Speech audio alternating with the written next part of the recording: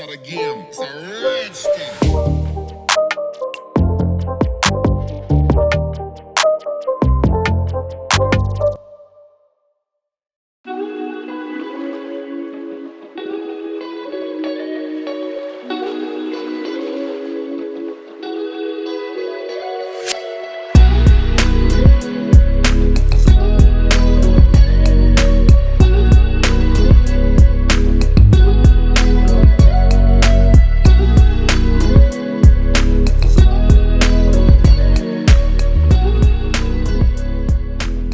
My watch says I've had 32 minutes of active time already. 5 stairs of work. My workout is done for the day.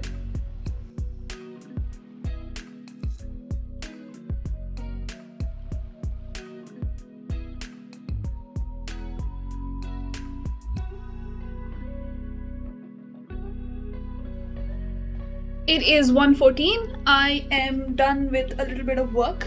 I also finished talking to mom and my sister, and it has stopped raining, which means this is my cue to grab something to eat, go have bath again, wash my hair, and get out to go get a haircut.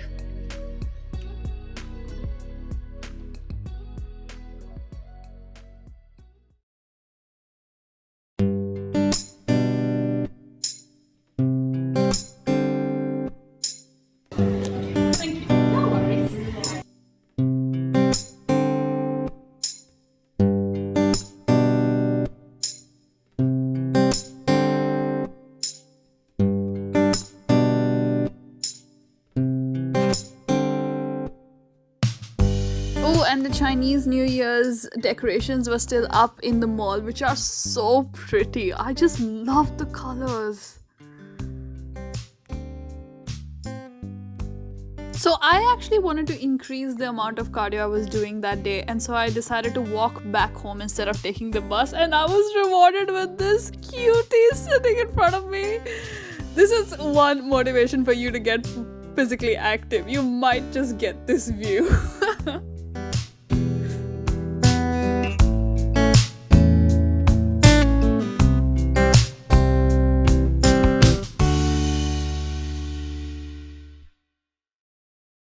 I've literally had bath 3 times today.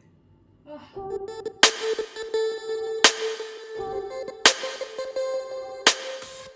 So in the first 2 years of medical school, we were taught a lot about Australia's Aboriginal culture. They had their own songs, their own languages, their own dialects, and then how colonization happened, what that led to as a result, and how that has impacted the health of native Australians who stayed here.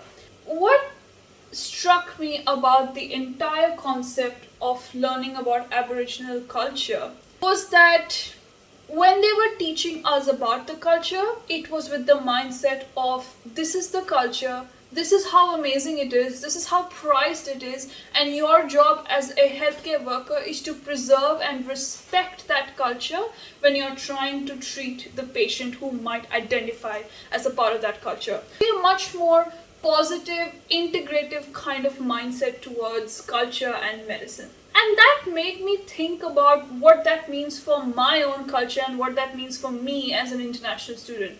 I wanted to know how I could integrate my culture into my everyday life and then learn to integrate my culture into my medical practice. So the first step I thought of was what is something I can do every day as a small tiny thing to make sure that I remember where I'm from, what my culture means, how amazing it is, and why I should preserve it. And that is food. It's amazing, it's tasty, it's world renowned, it's so instinctive, yet it is healthy, it gives a balanced diet.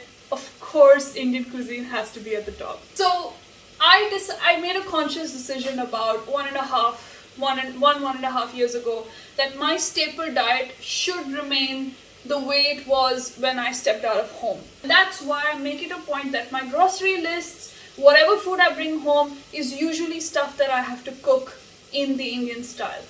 If I'm ordering food home for like 2 or 3 meals together because I don't have time to cook, I usually pick an Indian restaurant and not a fast food place. I do order other cuisines, it's just something that comes once in a while. I make sure that my staple diet is still Indian. That's my very first step of making sure that I uphold my culture in my own little way. It'll increase slowly. It's interesting. When you're proud of your culture and you walk around it with pride, people tend to respect that.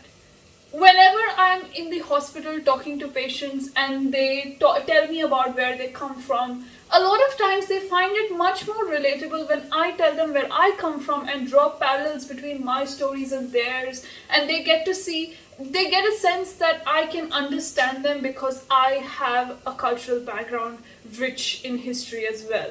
So it's really something to embrace, and the coursework in my university has trained me to think that culture is something to accept and not ignore in your professional medical practice. So I'm on my way to try and incorporate small things from my culture into it. Beneficial things, of course.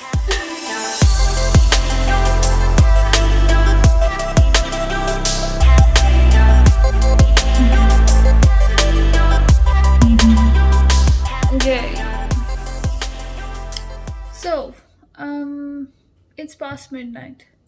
I am so tired. But we still have work to do. We still have work to do, and we are not going to sleep until the work is done. So, I'm going to go make myself coffee to wake myself up because this is not gonna work. Toxic traits. Wasting time in the afternoon, and now you can't afford to go to sleep, so you destroy your sleep cycle. Anybody watching this, please don't do this. Do not waste time in the afternoon and then stay up late at night. I'm not trying to set an example. This is an example of what you shouldn't do. So I managed to hold myself up to do a little bit of work, just enough to get through my to-do list, and I absolutely crashed. So while I wake myself up enough to go back to sleep again, if you have liked this video, make sure to like it, share it around, and comment down below and tell me how you are upholding your culture. And as always, subscribe to this channel, make this inventory your own. But until next Friday,